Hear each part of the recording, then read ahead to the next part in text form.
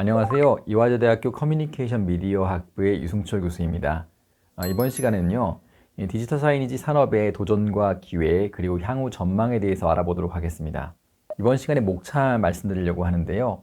우선 디지털 빌보드 네트워크에 대해서 말씀드리려고 합니다. 두 번째로 5개 광고 자유 표시 구역에 대해서 거론하려고 하고요. 마지막으로 5개 광고 산업의 향후 전망, 디지털 사이언스가 성장기에서 성숙기로 이행하고 있다는 부분에 대해서 말씀드리겠습니다. 우선 첫 번째 도전과 기회입니다. 디지털 빌보드 네트워크인데요.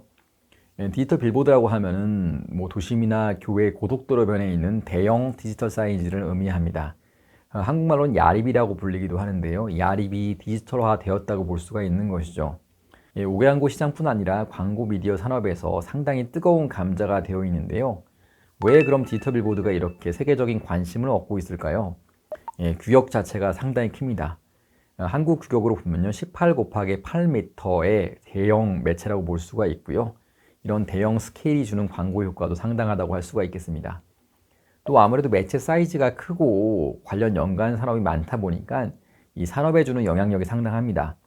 예를 들어서 매체를 만드는 콘텐츠 제작자, LED를 만드는 제작자, 그리고 구조물을 만드는 사람들, IT, 기타, 광고에 관련된 여러 사람들까지 연관 산업이 상당히 큰 거죠.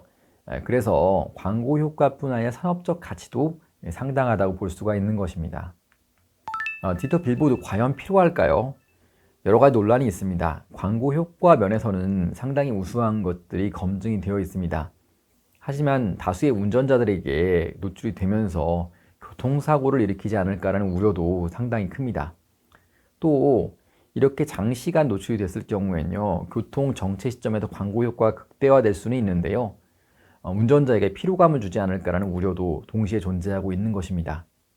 디지털 빌보드는요, 이런 논란 속에 성장하고 있는데요, 디지털 빌보드는 고전적 5개 광고의 진화이며 온라인 배너 광고가 5개 환경, 고속도로 환경으로 옮겨진 인터랙티브 미디어라고 해석할 수 있겠습니다. 이 효과에 대해서 여러 가지 연구들이 진행이 되어 있는데요. 디지털 빌보드는 전통 방식의 빌보드나 롤링 빌보드 대비 약 2배에서 3배 이상 광고 효과가 높다고 거론되고 있습니다. 그리고 디지털화를 기반으로 하는 여러 가지 실시간 교통량 평가, 그리고 교통에 대한 특성 분석, 효과를 통해서 광고 효과를 극대화할 수 있다는 장점도 있는 것이죠. 예를 들어 보겠습니다. 특정 차량이 운행을 할 때, 예를 들어서 특정 브랜드의 고급차가 운행을 할 때 고급차 광고를 할 수가 있는 것이죠. 그리고 교통량이 많을 때 광고 내용을 바꿀 수도 있고요. 교통량이 적고 스피드가 빠를 때 맞춤 광고를 할 수도 있을 것입니다. 또 녹화된 비디오를 분석을 해서요, 어떤 통행자가 있는지, 어떤 통행 차량이 있는지를 실시간 분석하는 소비자 분석도 가능합니다. 디지털 빌보드를 한번 구체적으로 알아보도록 하겠습니다. 설치 위치, 방송의 형태, 방송 콘텐츠에 따라 조금씩 다른데요. 우선 설치 위치는요, 내부 조명을 이용한 전통적인 지주이용 대형 광고물과는 다르게 가변식 영상물을 송출하는 대형 화면을 가지고 있습니다.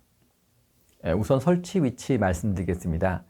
내부 조명을 이용한 전통적인 지주이용 대형 광고물과는 다르게 가변식 영상물을 송출하는 디지털 빌보드는요, 설치 위치가 주거지 근처일 때는 빛공해에 대한 민원들을 일으킬 수가 있습니다. 또 운전자의 안전운전을 방해한다는 여러 가지 우려가 있는데요. 또 교통사고 유발 문제도 엄밀하게 체크될 필요가 있는 것이죠.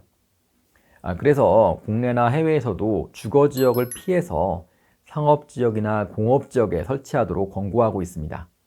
문제는 상업지역에 설치한다고 하더라도요, 주거지역에 간접적으로 빛이 들어오는 경우도 있기 때문에 유의해야 한다는 점이죠.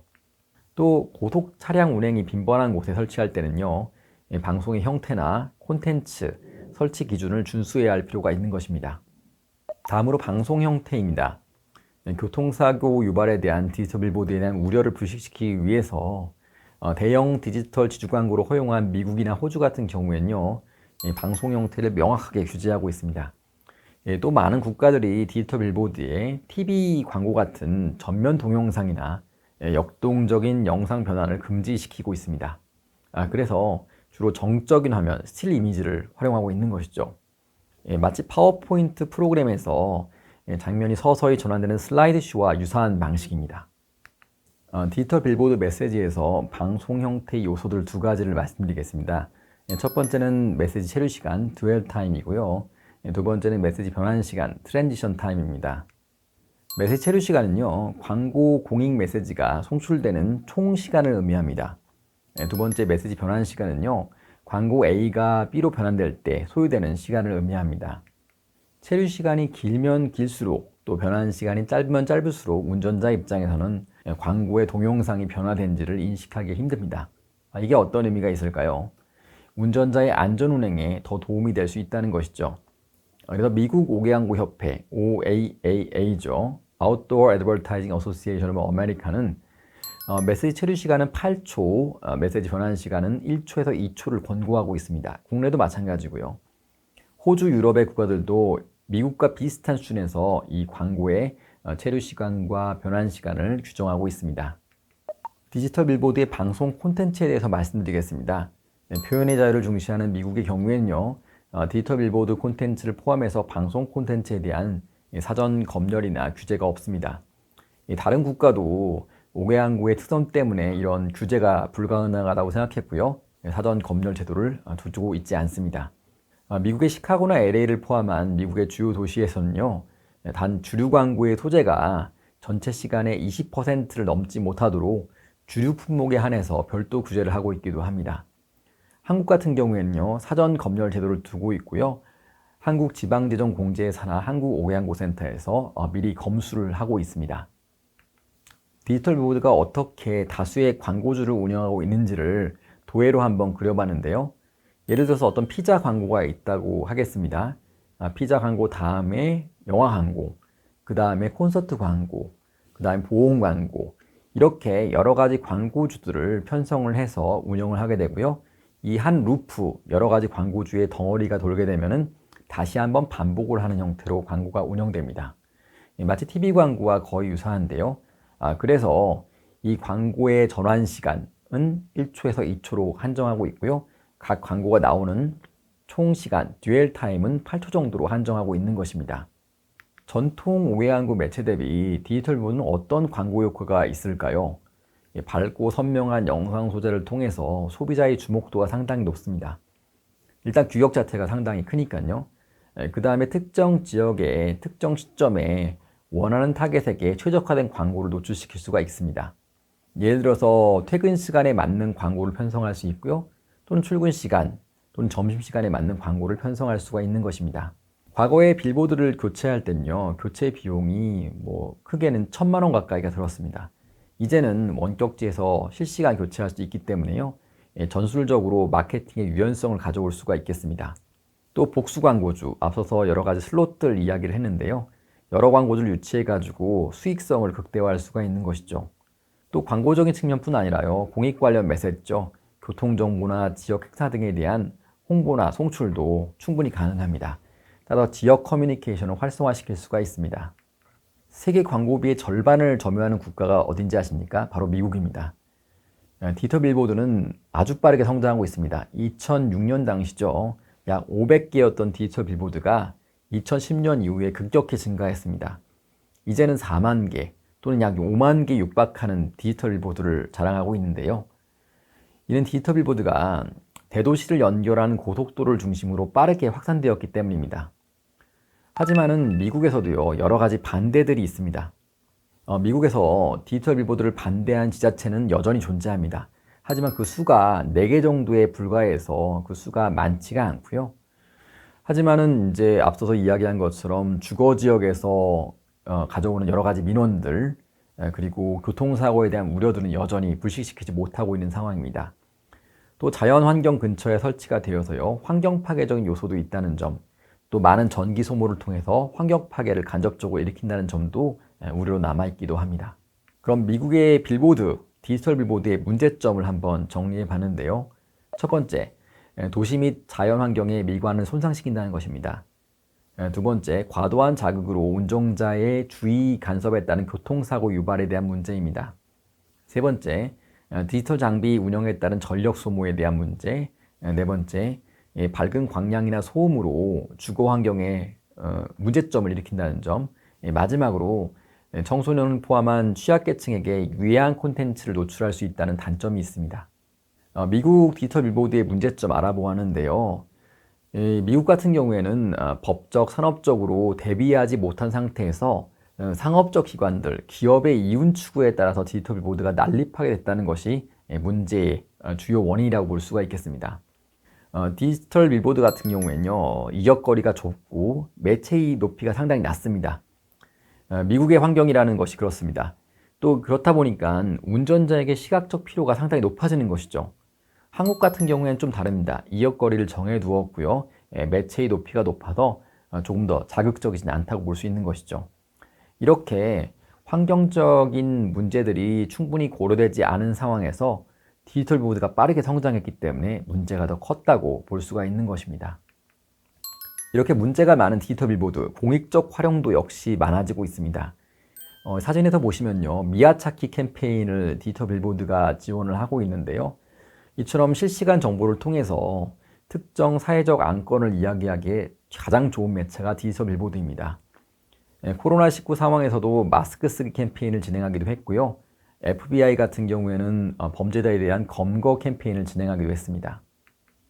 그러면은 우리나라에 대한민국의 디지털 빌보드를 도입할 때 뭘 준비할 수 있을까요?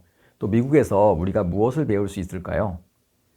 미국 디지털 빌보드의 운영의 가장 큰 문제점은요, 이런 디지털 빌보드는 대형 생활 간판, 이런 기존의 아날로그 5개 광고, 이 동일선상에서 해석하고 미온적으로 대응했기 때문에 문제가 더 컸다고 생각합니다. 문제점들 정리를 해봤는데요. 국가 단위에서 디지털 빌보드를 관리하지 못했습니다.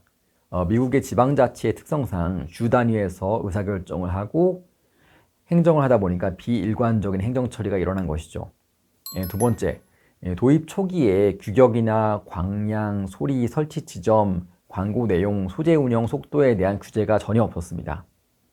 마지막으로 교통사고나 광고 효과, 설치 환경의 영향에 대한 충분한 사전조사가 없이 광고물이 설치했다는 점이 문제점으로 거론됩니다. 그러면 우리가 어떻게 준비를 해야지 성공적으로 디지털 빌보드를 도입할 수가 있을까요? 사실 국내의 경우에는 도심 전광판 형태로 디지털 빌보드가 이미 존재하고 있습니다. 고속도로 야립이 디지털화가 되지는 않았는데요. 따라서 이렇게 도심의 빌보드처럼 고속도로의 야립 역시도 디지털화될 가능성은 상당히 높다고 볼 수가 있겠습니다. 우선 한국의 고속도로 대형 광고물의 특징을 좀 알아보았습니다. 우선 주거지역과 고속도로가 좀 떨어져 있는 편입니다. 미국에 비해서는 조금 더 좋은 환경이라 볼 수가 있는 것이죠. 하지만 주요 야립들이 서울, 경기권을 비롯한 대도시 주요 고속도로에 분포해 있습니다. 또 서울과 연결되는 고속도로, 경부, 중부, 서해안 고속도로 중요 지점에 집중 설치되어 있는 것입니다. 그런데 이런 구간들을 제외한 타 고속도로 구간에는요, 상당히 빌보드를 찾아보기 어려운 것이죠. 따라서 광고 수익성이 상당히 떨어집니다. 야립이 높이가 상당히 높습니다. 따라서 운전자 입장에서는요, 근거리에서 세부 정보를 이해할 수가 없습니다. 안전하기는 하지만 광고 효과는 좀 부족하다 볼 수가 있는 것이죠. 야립이 기금 조성을 목적으로 한국 5개 광고센터에 의해서 집중 운영되고 있기 때문에 공익적 목적으로 커뮤니케이션 하기에는 가장 적절한 형태를 가지고 있다고 볼 수가 있겠습니다. 그러면 이와 같은 한국 특성을 이해를 하고 어떻게 디지털 빌보드를 도입해야 할 것인가요? 한국의 빌보드는요, 앞서 미국의 도로 환경과는 좀 다르기 때문에 조금 더 안전하다고 이야기할 수가 있겠습니다. 또 국가 주도의 가이드라인 제정을 통해서 디지털 빌보드를 설치, 운영하고 또 감독했을 때 조금 더 안정적일 수 있는 것이죠. 국내 디지털 빌보드가 확산되는 것은 광고산업, 또 연관산업, 또 침체된 지역경제를 활성화시키는 데도 기여할 수 있는 좋은 장점이 있습니다. 하지만 정치, 사회, 경제적인 환경에 급작스럽게 디지털 빌보드가 도입된다면 지금까지 앞서서 거론했던 미국이 경험한 그 이상의 진통을 겪을 것으로 우려가 되기도 합니다. 디지털 빌보드라는 것이요, 상당한 자본력이 투자되는 대형 사업인을 고려할 때 투명하고 엄격한 매체 설치, 관리 시스템을 갖추는 것이 필수적입니다. 5개 광고는요, 특정 공공 공간을 점유하는 공공적 매체입니다. 이런 공공적 매체의 공적 기능을 고려해서 빌보드를 설치해야 할 것이라고 생각합니다. 디지털 빌보드는 새로운 크리에이티브에 대한 가능성을 가져오고 있습니다. 5개 광고라는 것이 단순히 광고를 넘어서요, 도시에 대한 인상을 만드는 이미지 메이커의 역할을 하고 있습니다. 특정 지역을 방문한 관광객이 도시에 대한 인상을 5개 광고로부터 얻는 경우가 많습니다. 디지털 빌보드는 전통 광고가 생각할 수 없었던 창의적 표현을 통해서요, 도시에 대한 아름다운 인상을 만들 수 있고 국가 이미지도 만들 수 있는 역할을 할 수가 있다고 봅니다. 두 번째 도전과 기회는 5개 광고 자유표시구역입니다. 아마 못 들어본 분도 좀 있을 것 같은데요.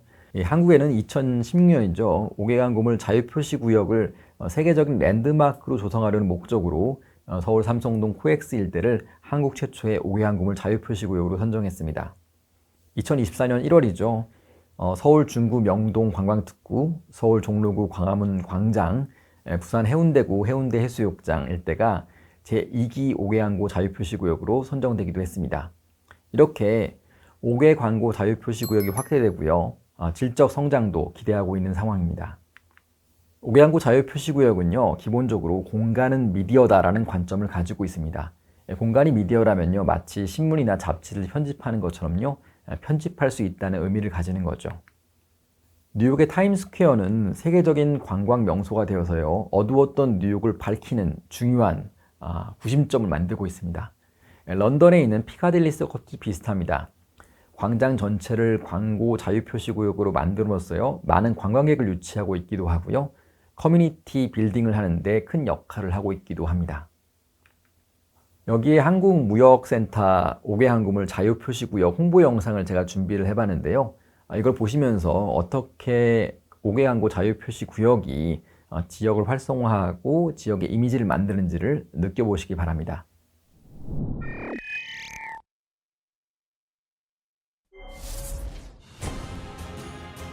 대한민국 무역의 중심지이자 현대문화의 산실인 무역센터가 국제적인 미디어 랜드마크 타운으로 변신합니다. 다양한 첨단 디지털 미디어와 IT 신기술이 집약된 한국형 타임스퀘어, 한국무역센터 5개 광고물 자유표시구역을 소개합니다.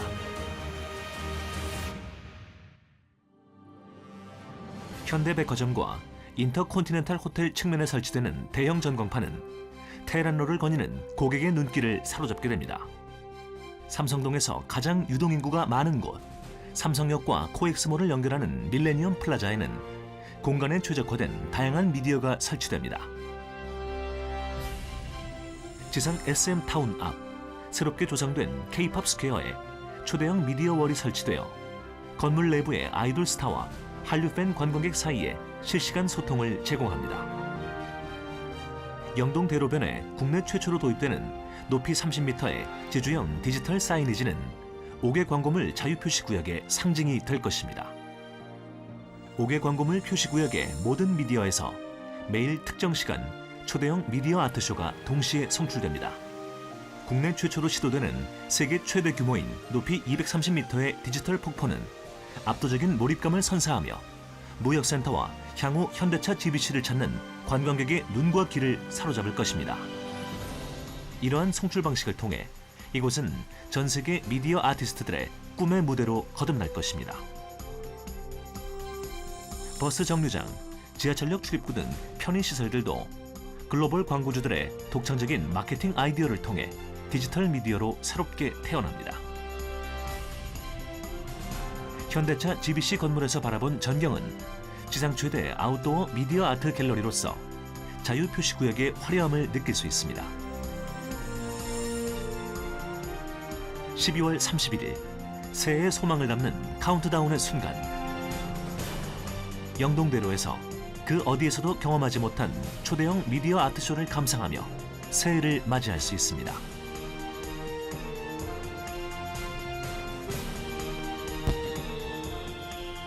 옥외 광고와 디지털 문화, 예술이 결합한 세계적 랜드마크, 무역센터 5개 광고 자유표시 구역입니다.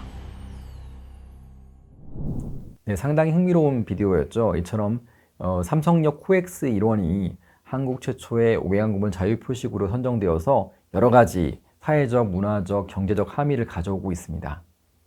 5개 광고물 자유표시구역은 그럼 어떤 의미를 가지고 있을까요? 한국에서 지니는 의미와 가치를 논하기 전에서요, 우리가 5개 광고물 자유표시구역은 과연 무엇이고 어떤 가치를 가지는지에 대해서 짚어보도록 하겠습니다. 우선 산업적 가치, 두 번째는 문화적 가치, 세 번째는 마케팅적 가치입니다.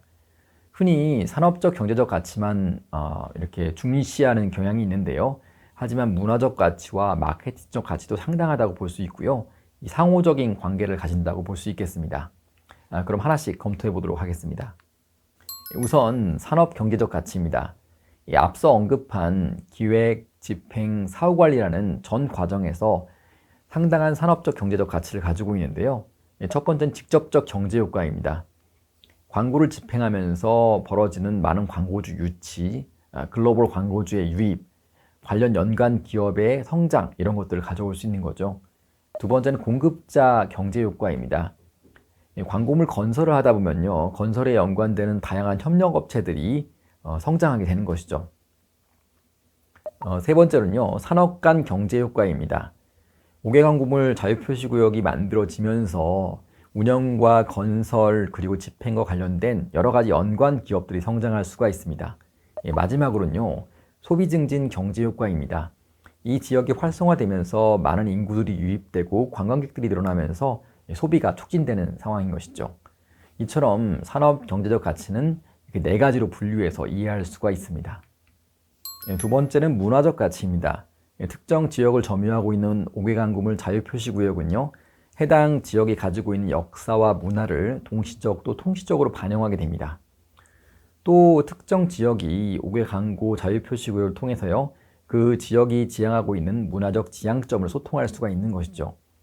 우리가 알고 있는 유명한 뉴욕의 타임스퀘어나 런던의 피카딜리 서커스도 그 지역이 가지고 있는 문화적 가치를 글로벌 레벨에서 소통할 수 있는 기능을 가지고 있다고 볼 수가 있겠습니다. 따라서 이런 기본적 문화에 대한 연구를 통해서 이 기본적인 문화가 세계적으로 소통될 수 있도록 정책적 재현을 하는 것이 상당히 중요하다고 할 수가 있는 것입니다.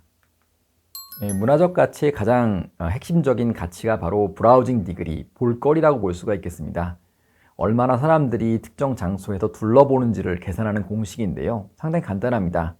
전체 체류시간 분에 사람들이 얼마나 둘러본지를 이렇게 분자와 분모로 표현하면 되는 것이죠. 따라서 쉽게 이야기하면 특정 공간에서 얼마나 많이 둘러보면서 오래 체류하는지를 계산하면 되는 것입니다. 어떤 공간에 가면요, 둘러볼 곳이 없습니다. 이건 뭘 의미하냐면 문화적 가치가 떨어진다고 볼 수가 있는 것이죠. 뉴욕 타임스퀘어에 가보신 분들은요, 볼거리가 너무 많습니다. 그 짧은 제한된 공간 속에서요, 상당히 많은 관광적 요소를 가지고 있다고 볼 수가 있는 것이죠. 명동 5개 광고물 자유표시구역 추진에 대한 영상을 하나 준비해 봤는데요. 어떻게 2기 자유표시구역 사업들이 진행이 되고 어떤 이미지를 표상하고 있는지를 흥미롭게 볼 수 있는 영상입니다. 함께 감상하도록 하겠습니다. 한편 중구는 가격표시제 정책과 함께 명동을 한국의 타임스퀘어로 만든다는 구상도 밝혔습니다. 네, 5개 광고물 자유구역으로 지정해서 더 많은 관광객들이 찾을 수 있게 한다는 비전입니다. 박용 기자입니다. 강남구 코엑스 일대입니다. 지난 2016년 제1기 5개 광고물 자유표시구역으로 지정돼 삼성역 사거리와 백화점 건물 등 건물 4곳에 입체형 광고물 등이 조성됐습니다. 자유표시구역으로 지정되면 5개 광고물의 모양과 크기, 색깔 등의 규제가 대폭 완화돼 다양한 미디어 아트와 광고 매출 효과도 가능해집니다. 중구 역시 명동 지역을 5개 광고물 자유표시구역으로 추진해 더 많은 관광객이 찾을 수 있도록 한다는 계획입니다. 비명동 지역을 정말 관광에 특화된 지역으로 하기 위해서 5개 광고물 표시 자유구역으로 지금 지정 신청을 했어요. 쉽게 얘기해서 뉴욕의 맨하탄에 가면은 그 전광판들 쫙 있고 타임스퀘어에서 많은 외국인 관광객들이 거기 찾는 곳이지 않습니까? 그런 곳을 명동에 한번 만들어 보고 싶은. 이미 지난 8월 11일 제2기 5개 광고물 자유표시구역 1차 선정지로 잠실 사거리와 송도 국제도시, 해운대 등과 함께 명동이 선정됐습니다. 중구는 2016년 제1기 선정 시 지적받은 광고물 계획 미흡과 교통과 보행자 안전 사항을 보완했다는 입장. 건물주와 민간기업 사업 참여 의향서, 주민 동의서 등도 받을 예정입니다. 제2기 5개 광고물 자유표시구역에 대한 최종 지정 발표는 오는 12월 중으로 중구는 이를 통해 명동이 중구 대표 랜드마크로 자리 잡게 한다는 계획입니다. 딜라이브 뉴스 박용입니다.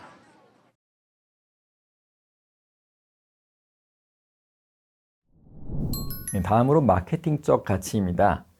미국 샌프란시스코 아시죠? 샌프란시스코는 2000년 샌프란시스코에서만 가능합니다. Only in 샌프란시스코 캠페인을 펼치기도 했는데요.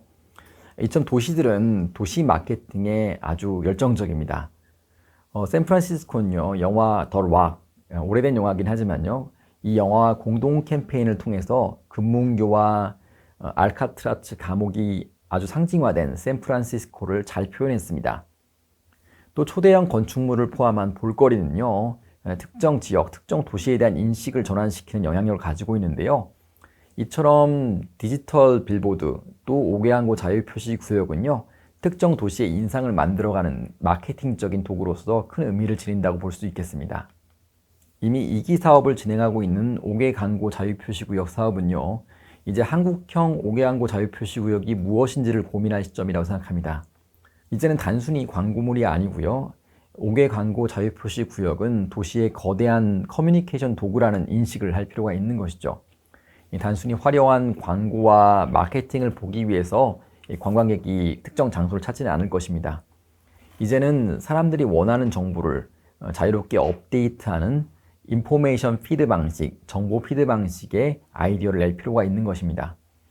방문객이 원하는 정보 서비스를 제공하고 브랜드 정보와 함께 지속적으로 업데이트하는 형태의 커뮤니케이션 도구를 도입할 필요가 있고요. 그래서 광고주로부터 매력을 잃지 않아야 되고 또 소비자로부터도 호응받아야 될 것입니다. 흔히 5개 항구 자유표시구역 얘기를 하면요, 타임스퀘어 이야기를 하는데요.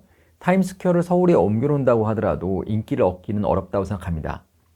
모방한 사업은 성공할 수가 없습니다.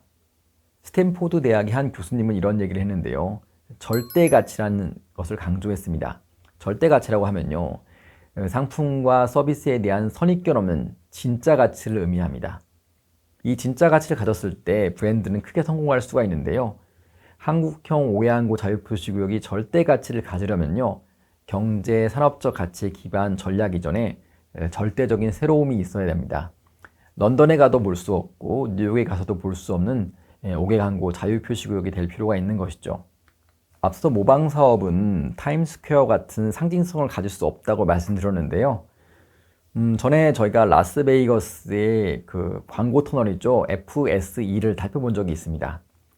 이거를 똑같이 모방해서요, 대전의 한 구시가 은흥정이 거리에 스카이로드라는 광고물을 설치했습니다. 무려 165억 원을 상회하는 비용을 투자했는데요. 과감하게 투자하고 초기에는 인기를 얻었습니다. 하지만 지금은 찾는 사람이 별로 없습니다. 왜냐면은 동일한 것을 옮겨놨다고 하더라도 그 장소의 맥락은 다르기 때문입니다. 도시 문화적, 지역적 맥락을 고려한 새로움만이 성공을 만든다고 볼 수가 있는 것이죠. 대전 은흥정리에 설치된 스카이로드에 대한 영상을 준비해 왔는데요. 함께 영상을 보시도록 하시죠.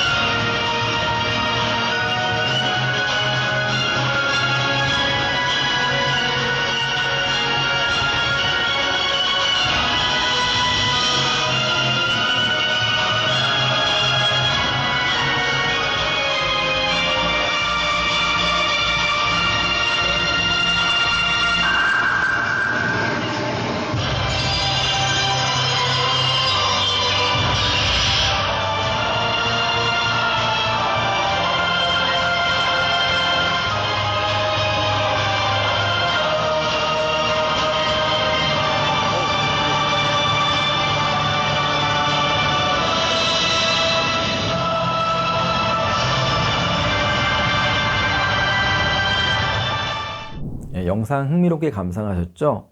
이처럼 단순히 라스베이거스에 있는 미디어를 대전에 옮겼다고 해서 동일하게 성공할 수는 없습니다. 지역적인 맥락, 문화적인 맥락을 고려할 필요가 있는 것이죠.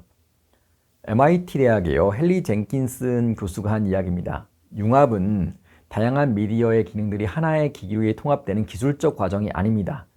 소비자로 하여금 새로운 정보를 찾아내고 서로 흩어진 미디어 콘텐츠 간의 연결을 만들어내도록 촉진하는 문화적 변화다, 이렇게 이야기를 했는데요.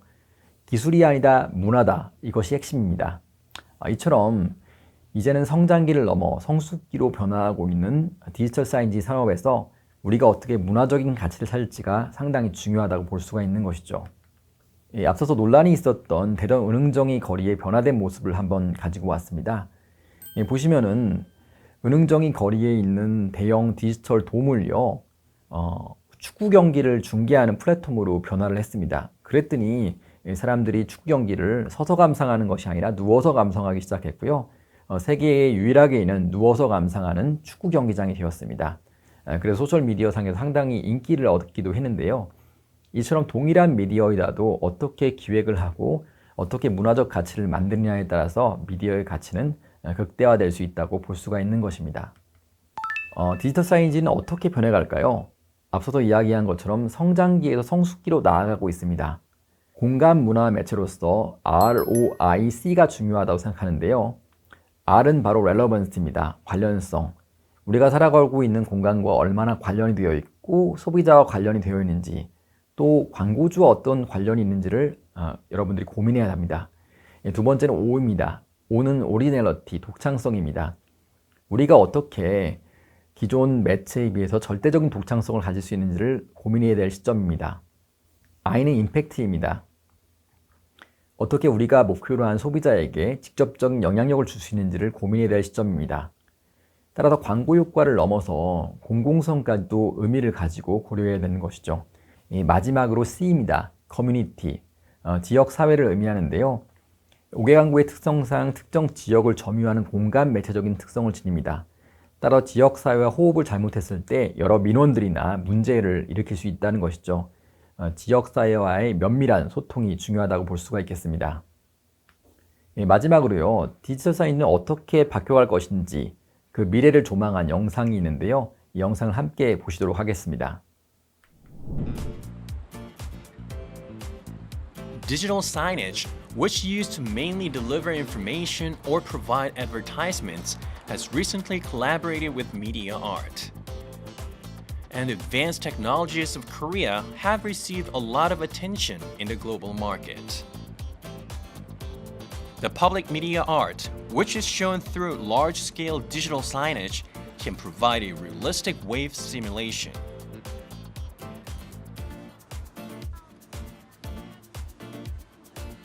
삼성동 전광판에서 파도가 치는 영상을 보여준다고 그래가지고 아이랑 엄마랑 오시라고 해가지고 같이 퇴근길에서 보고 있어요.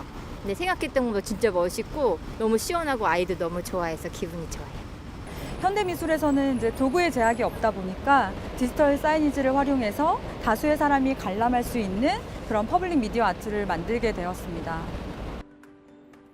Also, a variety of media art contents have been shown through digital signage. It has gained recognition as a high-quality content that can give comfort to people who have been exhausted because of the continued COVID-19 spread. And it has also emerged as a popular art platform. 디지털 사이언스가 우리 그 삶에 더욱더 크게 영향을 미치고 양적이나 질적으로 크게 성장할 거라고 생각하는데요. 저는 그 기반에는 스마트 시티의 성장이 있다고 생각합니다. 스마트 시티가 성장하면서 사람들의 동선을 체크한다든지 아니면 질병의 확산이나 이런 것들에 대해서 확인할 수 있는 정보 매체로 크게 성장할 수 있다고 저는 생각을 하는데요. 이런 그 성장 속에서 저는 우리나라가 할 수 있는 여지가 상당히 많다고 생각합니다. 예컨대 K 스마트 사이니지 또는 K 디지털 사이니지로 세계에 수출할 수 있는 교두보를 마련할 수 있지 않을까 하는 생각이 들고요. 이런 것들이 우리 기업들에게 큰 긍정적인 영향을 줄 거라고 생각합니다. Along with the rise of untact measures amid the COVID-19 spread, digital signage has played a significant role for the delivery of information.